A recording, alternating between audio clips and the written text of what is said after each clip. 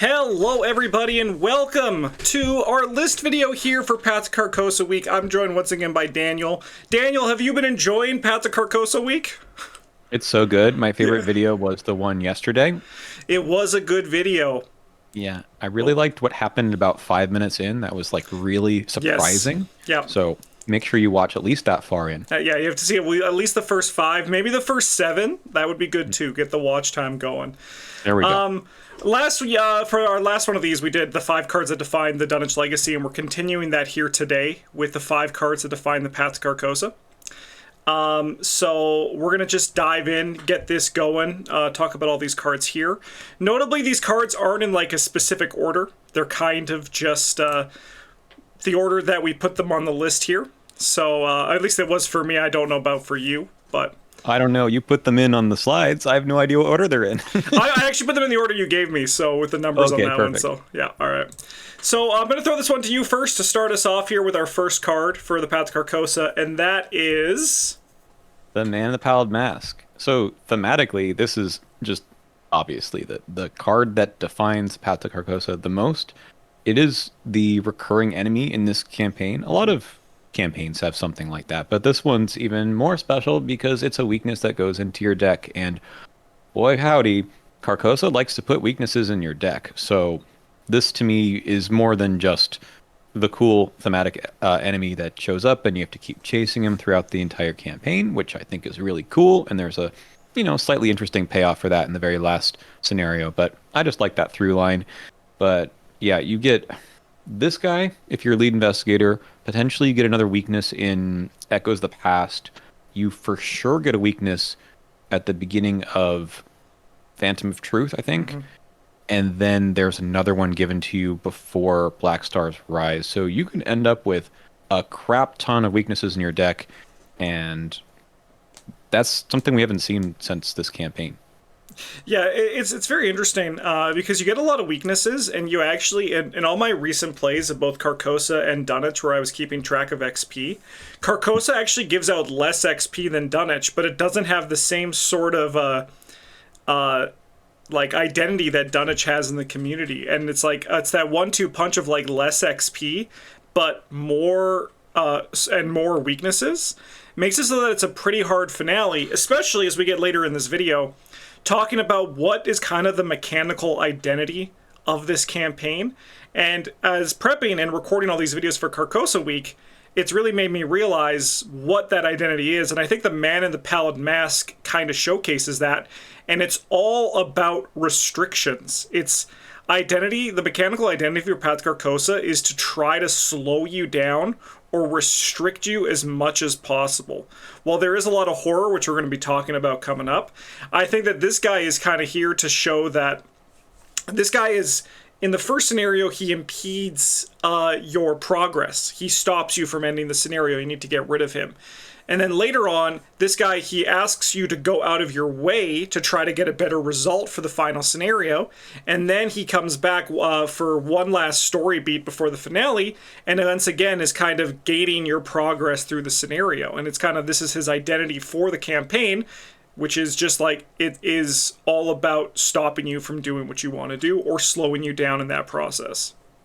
So in the Pallid Mask, which is that one last story beat I think you're referring to before the finale, he has a little bit of a connection to the doubt convection routes as well, right? You can either do the clue spending or you can defeat him in order to progress that scenario, and that corresponds to marking doubt or conviction. So it's a nice story beat with that. I think that's the only time that really matters in that respect, but otherwise I think it also has this investigate action on an encounter card theme that we might see show up later in this list too. Do you ever, what do you think you do with this guy most often? Do you ignore him? Do you do the investigate? Do you try to kill him? Does If it I'm depend on your playing, if I'm deck? playing 2-player, I usually just ignore them because it's hard to find the time. With Travis and Bryn, we're playing 3-player. They like to go out of their way to get rid of him, to mark as many chasing the stranger as we possibly can. So that's something that I'll strive for in 3-player, but in 2-player, which I've played in the majority of my Carcosa recently, it's a lot harder to find the time. If I don't have to go out of my way, But this guy's spawn location kind of makes it so that generally you have to go out of your way. What about you? Yeah, I think the investigate is just easier, but sometimes it's not. Obviously, that first scenario, it can be pretty tough because he might show up in a high shroud location. Then you're dealing with like a six or something. The fight is like kind of difficult. It's a four fight Yeah. enemy. He's got aloof. He's got three health, so that's like conveniently right out of range of a spectral razor Yep. to completely kill him because he's elite. Although I think that new Whispers of Doom card will solve him, right? Because that does three damage to an elite enemy, but it's a tough test. It'll be at four at least. I mean, you can use him for other stuff too, but he does impede progress. He could potentially in the Unspeakable Oath spawn in the garden, and now he's a ready enemy that you have to deal with before Yeah. you can get out. And that's like the ultimate him running defense is like, what the heck is this guy doing? It doesn't. He's a very well designed. I mean, that's like what Paths of Carcosa is. It's just a very well designed campaign from top to bottom, right? Like, there's a few blips, but like Echoes of the Past, his biggest sin is kind of just that it's boring, not that it's like bad, right? Yeah. But this guy is just like, he is just perfectly fits with what everything that whole campaign is about, and it's kind of just incredible. Yeah, it's so smart. I mean, we're going to see, I think, the next card is also related to him. So there's an encounter set that goes into several scenarios, not all of them, that is literally all about the Man in the Pallid Mask too. So whether Yep. he gets summoned from your deck or other things happen, he's present in every scenario. It's crazy how well that works for a card that is in your deck. And they've never tried that before, or after rather. And they may not need to repeat things, but it's such an interesting design. When I played Carcosa for Iron Man a month ago plus, playing Norman Withers meant that you draw this guy a lot, Yep. just naturally, which is both good because you're not spending actions drawing cards, you're not getting an upkeep bled out from this draw, and that's true of all the weaknesses for him, but you just see him a lot, so there's more opportunity to have to deal with him in some way, so it's really Yep. cool. I'll throw my card up here because mine is directly related to the Man in the Pallid Mask. This is the Mark by the Sign, where it's a brain test. If you fail, take 2 horror. But if the Man in the Pallid Mask is in play, it's +2 difficulty, and it's considered direct horror. This is actually probably from the Patron Game Days, the Carcosa card that has caused us the most grief and has threatened to kill the most players whenever we're playing the Path to Carcosa. Or like a scenario where the Man in the Pallid Mask can show up, which he usually is included in a lot of the standalone scenarios when you play that campaign. But this kind of just like shows the threat where this card as its own is basically just a slightly it's like a Rotting Remains-esque type of thing. It's adjacent, right? Where if you fail by 2, you're taking 2 horror. Downside is if you fail by 1, you're still taking 2 horror. But 2 horror is very soakable. Like a lot of people have that. Like a Peter Sylvester just says, "That's me, baby. I'll hold this for you." But the Man in the Pallid Mask is kind of like what this card showcases, I think, in a way that's very obvious to see that a lot of these other cards, treacheries don't show, is the combo potential that the game can bring you.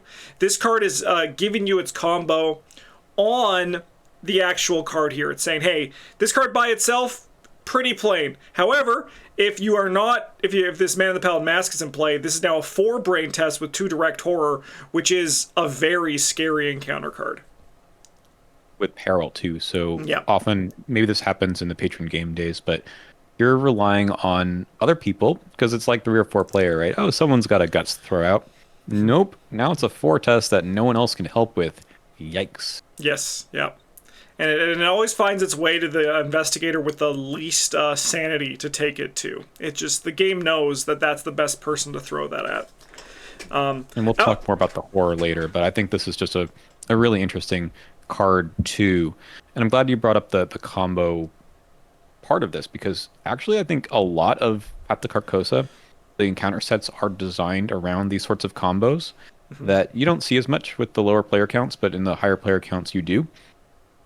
We might see at least one of those cards later, but a lot of them are just like you draw it and it looks in in a vacuum like nothing, but the reality is a lot of things can change in between one phase and the next, and you're suddenly saying, wait a minute, Shroud is a lot higher, or there's more Doom in play, or in this case, the Man in the Pallid Mask is in play. So things can get out of hand in ways that I don't think the other campaigns take advantage of as much, the sort of combo between the encounter cards themselves. But yeah, we'll see some more here and talk about it again. Yeah. So I don't have much more to say about this one because it was directly related to the Man in the Pallid Mask, so I think we can just move on to your next card here, which is... So there's this whole hidden card mechanic, which this is the first time we've ever seen it. There was a reprise, I suppose, in Dream Eaters, and I don't remember if they've used it anywhere else in official campaigns. But the idea is that you secretly add this card to your hand, and then you do some weird things, like not being able to move more than once each turn, and all your teammates are looking at you saying, come on, let's go, we need to leave the asylum already. And you're like, I can't. Yeah. Now, this is cool thematically, right? Yes. The fact that this campaign is all about something going on in your head, maybe, and having something that you cannot speak of is a really cool way to do this. I think, unfortunately, having played these campaigns too many times now, or maybe not enough times, who knows, but so many times that we just know what the cards are. Like, you can see that it's in someone else's hand, right? The back of the card is an encounter card. And obviously, when someone drew the card and they didn't just resolve it right then, it must be one of these encounter cards. There's 4 of these guys, right? There's the can't commit skill cards, the skill tests, can't play events, can't move more than once each turn, and then can't do free triggered abilities, I believe, is the last one. Yeah.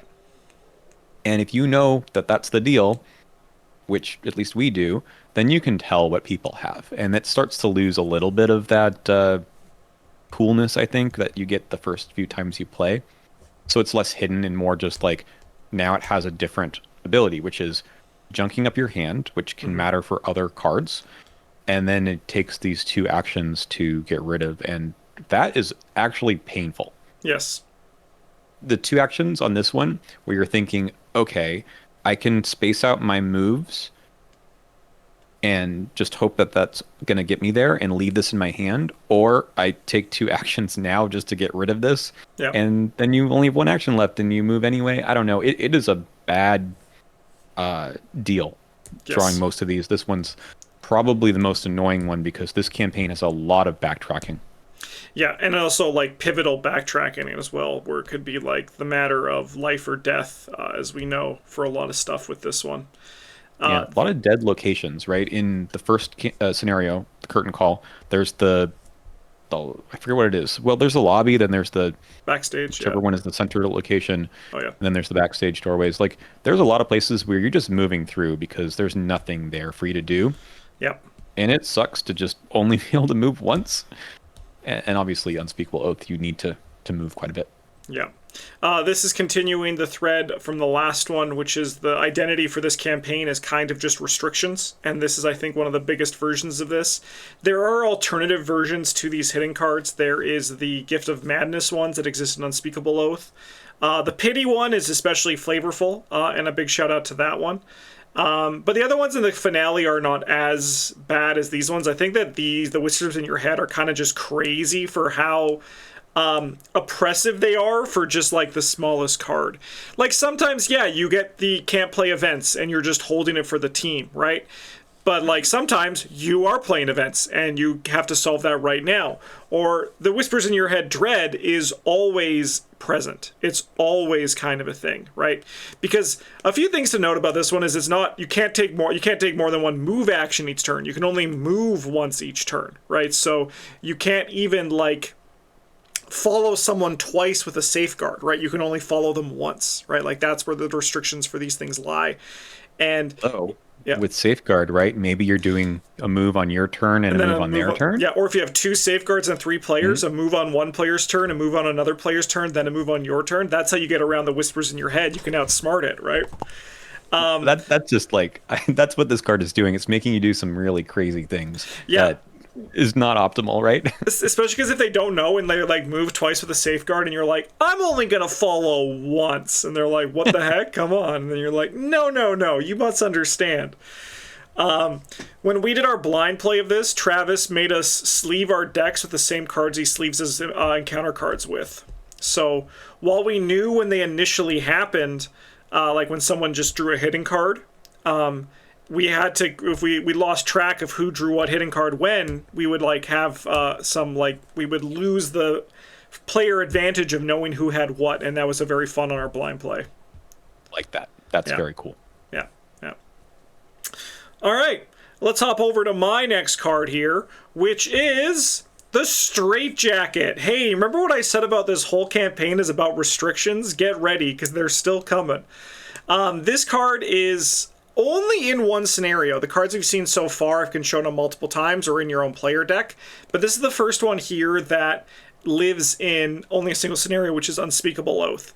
But I feel like if there's a scenario that defines Path to Carcosa, it would be the Unspeakable Oath. I think that's like the defining scenario in the campaign. And one of the things that I think about most in that scenario, apart from a card we're going to be talking about right away that's a bit more ubiquitous, but also the Straitjacket, how it's, again, merging a lot of things wonderfully together in a way that is so, I think, unique and pivotal to Path to Carcosa. As you said, the theme of this campaign is that maybe it's all in your head. Maybe we are the ones who are crazy, right? So maybe we came into the sanitarium, right? Like the Arkham Asylum on our own accord, right? To identify something. Or maybe we were like supposed to be there the whole time.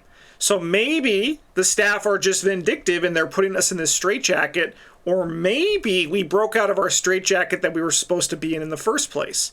Why do we have a flamethrower inside of Arkham Asylum, right? Maybe we are having some sort of issue that the staff is trying to correct, right? Like that's kind of the thing that I think is really cool about this card, where it's, yes, a treachery that creates problems, but it's also a treachery that tells a story in the scenario, but it's also a treachery that tells a story in regards to the entire campaign. And I think that's very impressive to kind of have in such a very simple card. Yeah, why were you in the Historical Society stealing stuff, right? Yep. This is a clothing and item. Can you attach Hidden Pocket to this? Probably not. It's not an asset. No, yeah, probably it's not an asset because it doesn't say. I don't know what it says as an on asset. the card. Put it into play as an asset that takes up a body slot and 2 hand slots. I gotta look what that says exactly because I never noticed the clothing thing. Hidden Pocket attached to a clothing or armor asset you control. Yep. There's nothing stopping you. I don't think there's anything stopping you. You can have an additional hand slot that can only be used to hold an illicit asset. That seems thematically appropriate, honestly. Yeah. I like it. Good card. There's 3 of these in the encounter deck, so that is bad. You get rid of one, and then you immediately draw another one, and you're like, come on, man. Yeah. But the story is great, right? You try to take off the straitjacket. Like, what are you doing? Yeah. Here it is, a gun. Yep. Also, it's such an action tax because not only do you need to spend 2 actions to remove it, you also have to, like, if you have to place something in those slots again, you have to spend the time. Like, you get the cards back. They don't get rid of them, which is actually kind of like a really nice part of the card. But it's also kind of mean because they're tricking you to just play them again to only get them, like, confiscated from you again, which I think is really, really neat. Yeah. I played this, it's been about a year or 2 ago, and I was like, perfect alter fate target. And then I read the card, and it says, this card cannot leave play except for by the ability below. I was like, whoops. Yeah. Uh-oh. Yeah. That can't alter your fate. Straitjacket. No, that's actually really, that's a dirty little trick. Yeah. All right, let's go to your next card here, which is... Yeah, it's Corrosion. I'm surprised you didn't pick it. Maybe you did, and then you removed it from the list after I added it here. But it's a Justin special. we don't have to go down that route. I think it's an interesting card in of itself. This is in Yeah. multiple scenarios. It is in the very same scenario we just talked about, Unspeakable Oath. And this one actually makes you get rid of the items, anyways, that are in your hand or in play with a total printed resource cost of at least X, where X is the shroud value. It's a tough card. Items are good. Expensive items are usually better. And if you're not careful, and you probably shouldn't be, because it's hard to make these things work. But if you're standing on a location that is a 5 shroud or something, or other things show up to add shroud to locations, there's like that other card in this encounter set, I believe, that every location gets +1 shroud, Yep. which is usually like nothing. But then suddenly you draw this afterwards, and you're Yep. saying, man, that's not fair. I wanted to discard my 1 cost thing, and now I got to discard a 2 cost thing. Yeah. It's never usually 2 costs. It's usually 4 or 5. Yes. Yeah. Yeah. It's kind of a bad time. So combo this with the one we just saw, but also in so this is just in, I think, the 2 scenarios in Last King and in Unspeakable Oath. But Yeah. this idea of asset hate comes back in a different version with event hate in the finale, where Yes. it tells you to discard events with the total cost of the amount of horror that's on you, which makes sense for that scenario. But it's kind of a mirror to this one, so I think it's cool that it came back. So that's why this is one of the ones that defines the campaign for me, not just because it's memorable in the scenarios it shows up in, and sometimes on people's birthdays, but also it has a little bit of a thematic resurgence back at the end.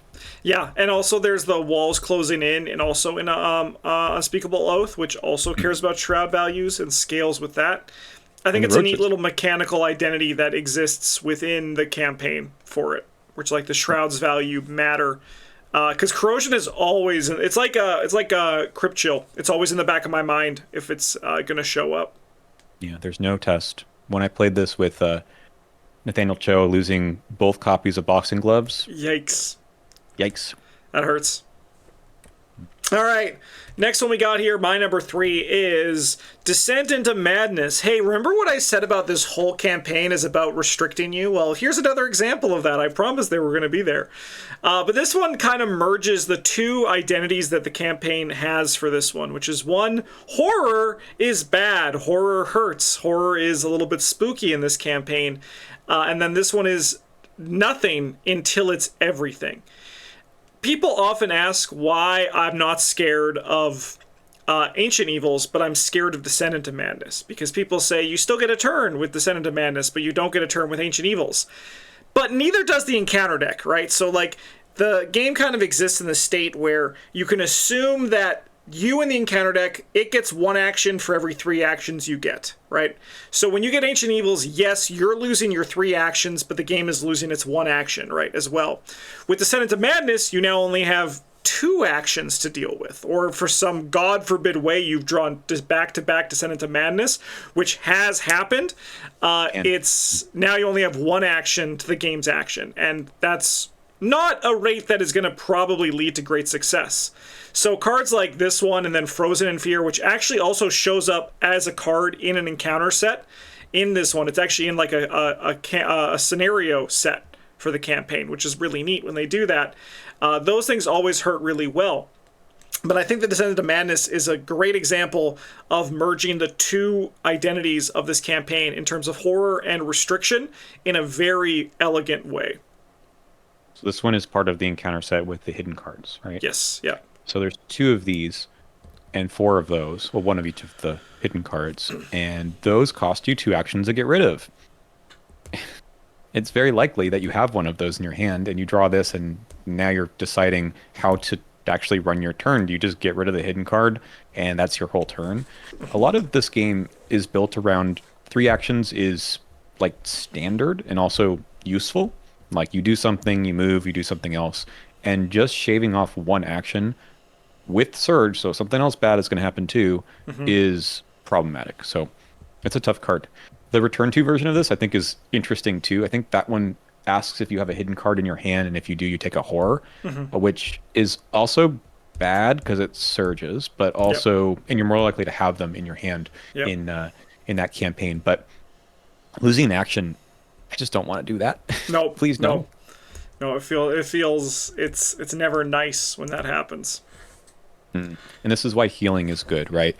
Yeah. You want to keep from that 3 horror threshold. And I've said that taking in the thick of it in this campaign, if you're taking mental trauma, is a bit of a tough gamble Yep. because the skulls in the very first scenario scale with the amount of horror on you. This card shows up right away.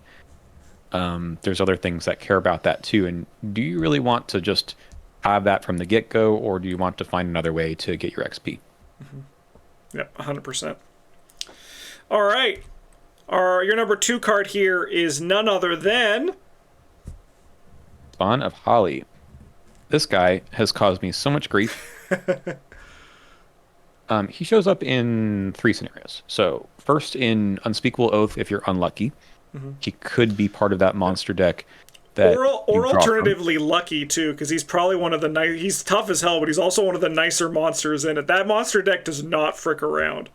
It's true, but sometimes you want those victory point Yep. Byaku's just Yeah, to, they're to get something out the of. real treasure in there.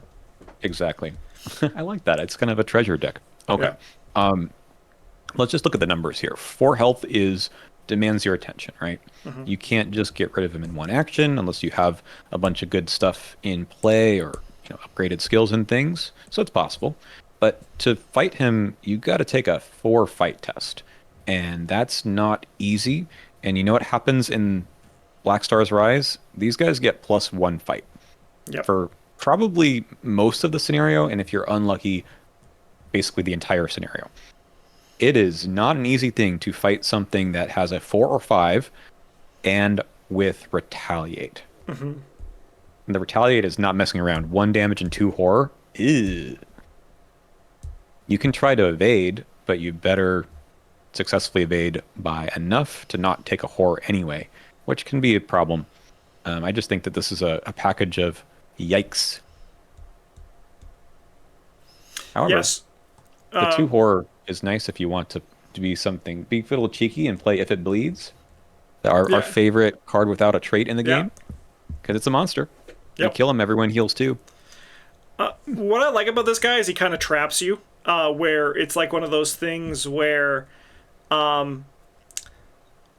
he doesn't have Hunter, right? So you could just leave him where he is, and that's why I think the little twist on the evade mechanic is really neat for this guy, where it's one of those things where you can evade him, get 2 or less, you're taking a horror, you're still getting punished for the process, and then you move out.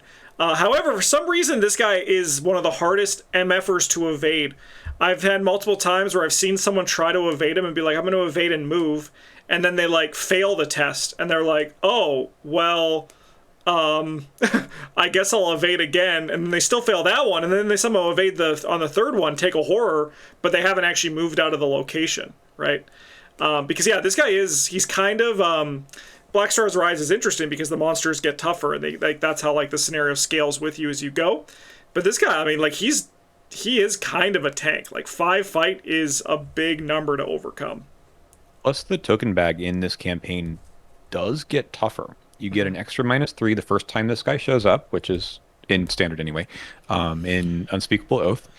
And then you get a -5 in Black Star's Rise. So you're using a lot of resources to avoid that, especially on that Retaliate. To try to get to 10 to avoid the -5, that is not easy. Maybe your deck should be that good by scenario 7, but sometimes he shows up really early. Yeah. And also, like, if you fail one of the attacks and he retaliate against you, you kind of fall right into his evade trap, too. Where, like, I guess I kind of have to evade him, and suddenly this guy's dealt you 3 horror in 1 turn. Yeah. So I find the enemies in this campaign to be pretty chunky. Yep. Some of them can be tougher than others. The very first enemy that's memorable, of course, is in the first scenario with the emissary, the royal emissary, who kind of has that same retaliate business that this guy has, where if you fail the attack on him, he hits you for 2 damage, and you have to say, I think he's got the same stats. I think he's 4/4/2. I think so, yeah. And he's just a bit squirrely. You're like, how do I deal with this problem without suddenly being almost dead? And this guy, I think, is a good emblematic version of that. I agree. All right, well, let's continue mine with another enemy here, which is the Maniac, or as he's known today. What's his new name? I had it up earlier. He is Seer of the Sign, if you have the Rebox, yeah, for when they've changed from lunatics to possessed and all that. So this guy, I think like the whole that like the possessed encounter set does a lot of heavy lifting in this campaign. This could also be exchanged with Young Psychopath. I think Young Psychopath is a very also really good design to showcase the kind of like chip damage that this set brings you. But I chose Maniac instead because I feel like, to me, he's just a bit more of what I think about in Carcosa, which is an enemy that is only in reality a 3/3/1, right? But Yeah. as we know from Innsmouth, chip, like when you get poked by an enemy when you draw it, it's just really annoying, right? However, unlike Innsmouth, people don't really tech for these guys because they only show up in like what, 3 scenarios, I think. 2 maybe. 2, yeah, even just 2, and that's how memorable they are. That they're only in Last King and Unspeakable Oath, right? But that these guys are that relevant for just those 2 scenarios that they're in. But this guy, you draw the first one, you're like, ow, that sucks. You draw the second one, you're like, please stop hitting me.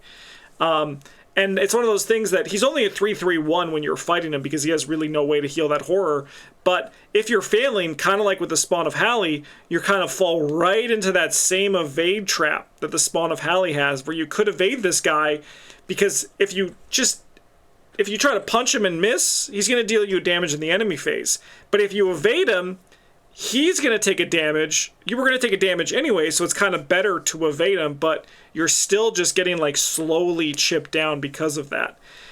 Unlike also Young Psychopath and Maniac do a very interesting thing, and I wonder if this was on purpose or if this was just like a happy design kind of discovery that the players have over time.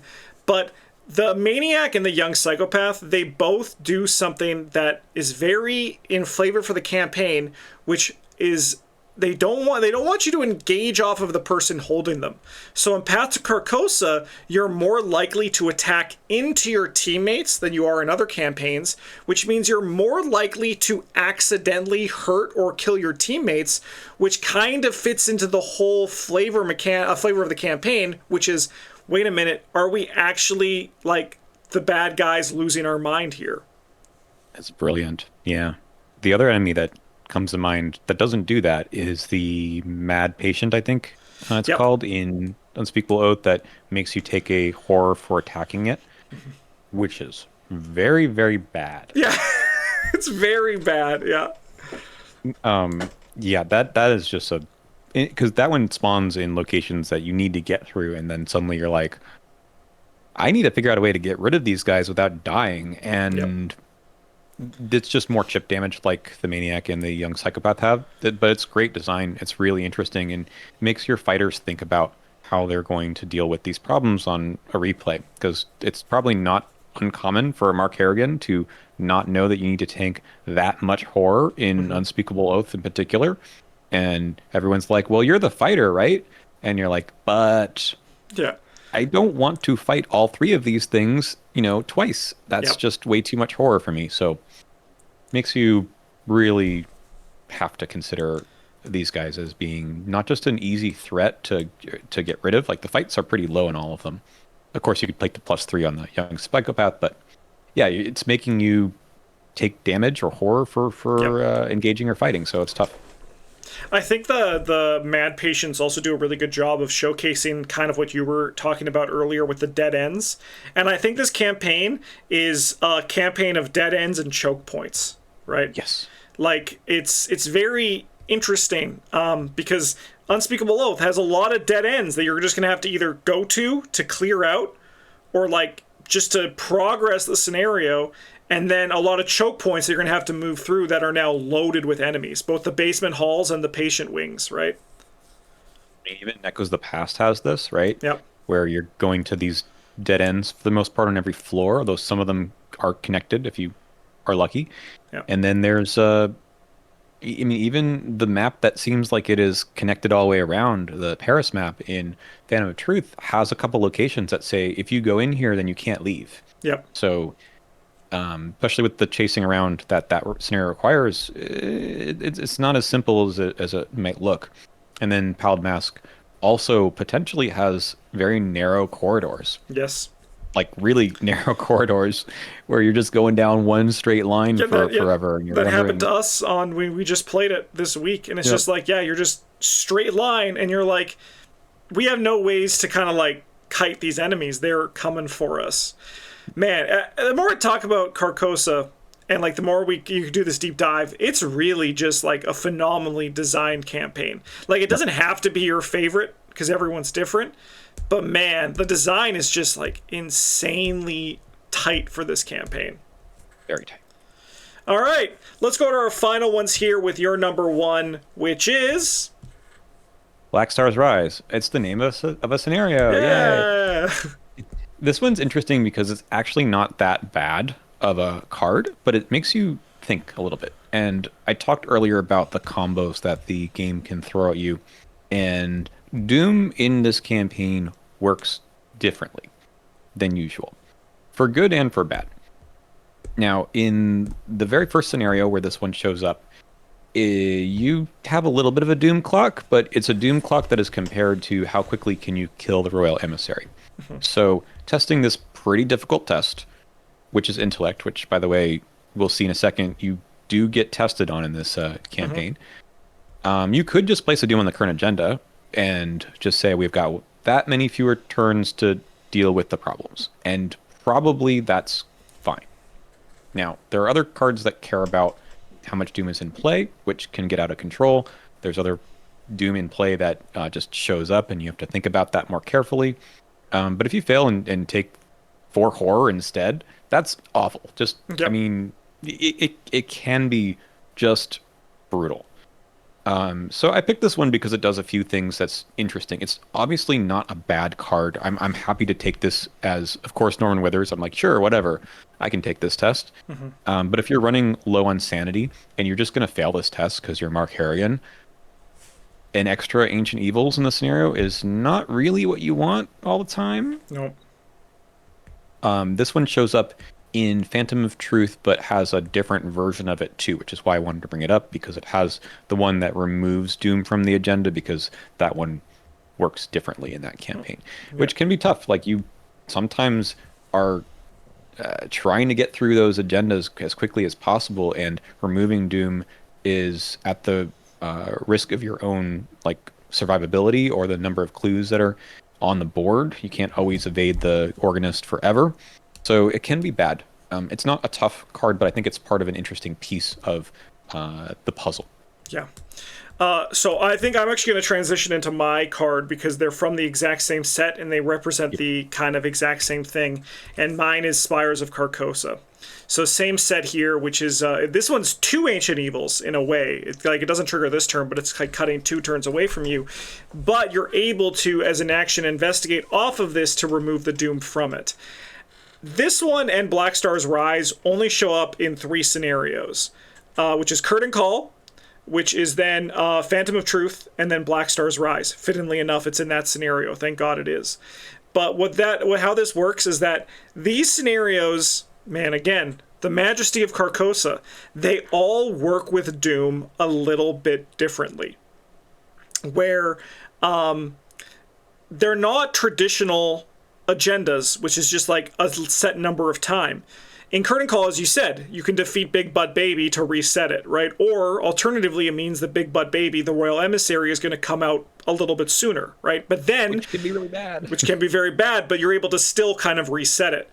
Phantom of Truth, there's 2 versions of this one, and the Spires of Carcosa can impact it depending on the version you're playing, which is that it's a traditional Arkham scenario, and Spires of Carcosa becomes a bigger thing. But more commonly, Spires of Carcosa is just a scenario extender, because Doom and Play increases the amount of time you have to play. And then there's Black Stars Rise, which has 2 Doom thresholds. So likewise, with both Spires of Carcosa and the card Black Stars Rise, the value of and threat of those cards can change depending on the situation you're in, which gives you as a player a lot of control while still being bodied by the scenario. And if these cards show up at the right time, like Aspara's Carcosa, can sometimes just mean nothing, or you need to rush to get it done. But it's the card that I think about like the most when I think about this campaign as a whole. It's like the card that to me that defines it the most, just because I think it's one of the most interesting threats on a treachery, and it requires a lot of focus to get it done. And it still has some of that early Arkham where you need to be able to use your book to get things done, right? Because it's actually printed on the card.